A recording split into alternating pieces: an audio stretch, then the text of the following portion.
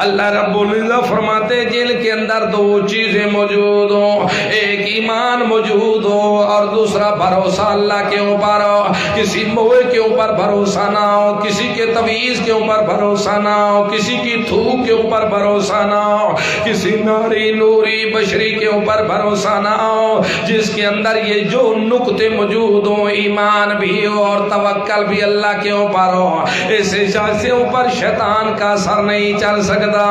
شیطان کا اثر صرف انہی لوگوں پر چلے گا جن کے اندر دو نقطے شرک والے ہوں، ایک تو اللہ کی ذات صفات میں کسی کو شریک کرے اور دوسرے نمبر کے اوپر شیطان کا حکم مانے اور رحمان کا نہ مانے۔ انما سلطانہ علی الذین یتولونہ والذین ہم بہ مشرکون،